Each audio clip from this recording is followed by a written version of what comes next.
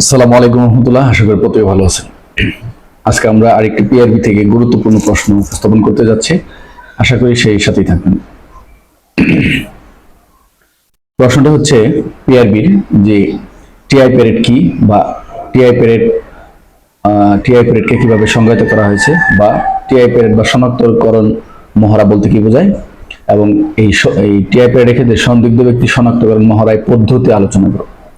তাহলে একটি প্রশ্ন বললাম যে টিআই প্যারেড বা শনাক্তকরণ মহড়া বলতে কি বুঝো, এবং এই সন্দিগ্ধ ব্যক্তিকে শনাক্তকরণ মহড়ায় এর পদ্ধতি বর্ণনা করো। তাহলে আমরা প্রথমে জেনে নিই যে টিআই প্যারেডটা কি।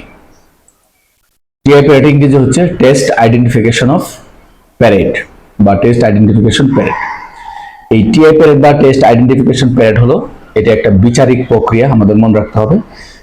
এই টিআই প্যারেডের মাধ্যমে আমাদের অপরাধের যে সংগঠনে জড়িত সন্দেহভাজন বা অভিযুক্ত ব্যক্তিকে সাক্ষী বা বাদীর মাধ্যমে কি শনাক্ত করা যায়।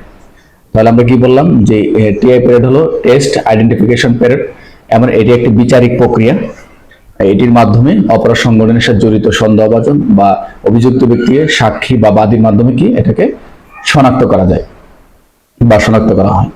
এই অপরাধের সাথে সংশ্লিষ্ট ব্যক্তি বা কোনো বস্তুর পরিচয় নির্ণয় বা ঘটনার সত্যতার উদ্ঘাটনের উদ্দেশ্যে এই প্রক্রিয়া কিন্তু সাধারণত জেলখানার অভ্যন্তরে এটি কি করা হয়, ম্যাজিস্ট্রেটের উপস্থিতিতে অনুষ্ঠিত হয়। তাহলে এই টেস্ট আইডেন্টিফিকেশন প্যারেডটা কি সাধারণত জেলখানার অভ্যন্তরে ম্যাজিস্ট্রেটের উপস্থিতি অনুষ্ঠিত হয়।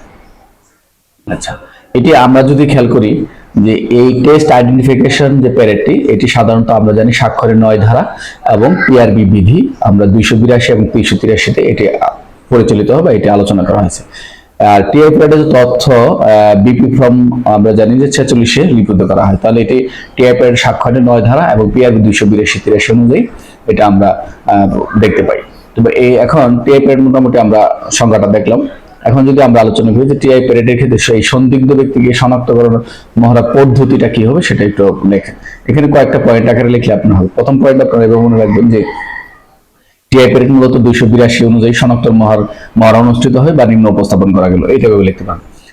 প্রথম হচ্ছে টিআই প্যারেড পদ্ধতি হচ্ছে 1 নম্বর পয়েন্ট হচ্ছে নিরপেক্ষ কর্তৃপক্ষের উপস্থিতি করতে হবে। এটি একটু আপনাদের খেয়াল রাখবেন যে শনাক্তকরণের কার্যক্রম একজন ম্যাজিস্ট্রেট বা সাব রেজিস্ট্রার অথবা মামলা আগ্রহী নন এমন দুজন সম্মানিত ব্যক্তির উপস্থিতি কি করতে হবে, অবশ্যই সম্পন্ন করতে হবে, যাতে প্রক্রিয়াটা কি থাকে, একদম নিরপেক্ষ থাকে। তাহলে প্রথম হচ্ছে নিরপেক্ষ কর্তৃপক্ষের উপস্থিতি করতে হবে, এটা একটা খেয়াল রাখবেন।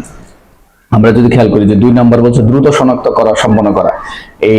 এই অভিযুক্ত গ্রেপ্তারের পর দ্রুত সম্ভব শনাক্তকরণ প্যারেড বা শনাক্ত সম্পন্ন করতে হবে, যাতে কোনো স্মৃতি বিকৃতি না ঘটে, এটা একটু খেয়াল রাখতে হবে আমাদের। তারপর একটা যদি আমরা খেয়াল করি যে অভিযুক্ত শনাক্তকরণ, 3 নম্বর পয়েন্ট আপনারা দেখবেন আপনার পিডিএফে, অভিযুক্তকে শনাক্তকরণ।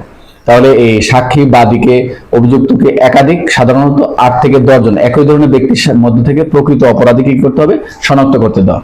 আই রিপিট, সাক্ষী বাদীকে অভিযুক্ত সহ একাধিক সাধারণত কতজন, 8 থেকে 10 জন একই ধরনের ব্যক্তির মধ্যে প্রকৃত অপরাধীদের কি করতে শনাক্ত করে দিতে হবে, এটা একটা খেয়াল করতে হবে। এটা আয়োজনটা কোথায় করবো না আমরা বলছিলাম, এটা হলো কারাগারে আয়োজন করতে হবে। সাধারণত জেলখানার ভিতরে শনাক্ত অনুষ্ঠিত হয়। এই বিচারাধীন বন্দির ক্ষেত্রে এটি বিচারাধীন যারা বন্দী থাকবে এদের ক্ষেত্রে এটা প্রযোজ্য হবে, এটা খেয়াল রাখতে হবে।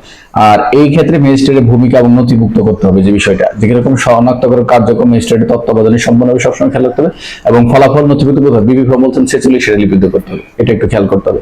আর এটা হচ্ছে পুলিশের হস্তক্ষেপ নিষেধ। এটা এই টিআই প্যাডে খেয়াল রাখবেন যে সাক্ষী যেন কোনোভাবেই প্রভাবিত না হয়, তদন্তকারী পুলিশ কর্মকর্তা সাধারণত উপস্থিত না থাকেন, এটা খেয়াল রাখতে হবে। আর এটা হচ্ছে পৃথক করে নীতি। এখানে একটা বলা রয়েছে যে দাঙ্গা বা একাধিক আসামির ক্ষেত্রে গ্রেপ্তারকৃত যারা পৃথকভাবে রাখতে হবে, যাতে একে অপরকে প্রভাবিত না করতে পারে। আর একটা বিষয় এখানে আছে, আমরা খেয়াল রাখবো যে এই শনাক্ত মহড়ার ক্ষেত্রে অস্বীকৃতির একটা প্রভাব থাকবে, যে কোনো সন্দিগ্ধ ব্যক্তি শনাক্তকরণে অংশ নিতে অস্বীকৃতি জানালে অবশ্যই ম্যাজিস্ট্রেটের বিবি ফর্ম 45, আগে 46 অনুচ্ছেদের অন্তর্ভুক্ত এই বিবি ফর্ম রয়েছে 45 সেটা নোট করবেন, এবং পরবর্তীতে কি করবে, আদালতে তার বিরুদ্ধে এটা ব্যবহার করা যাবে। খুব ইম্পর্টেন্ট।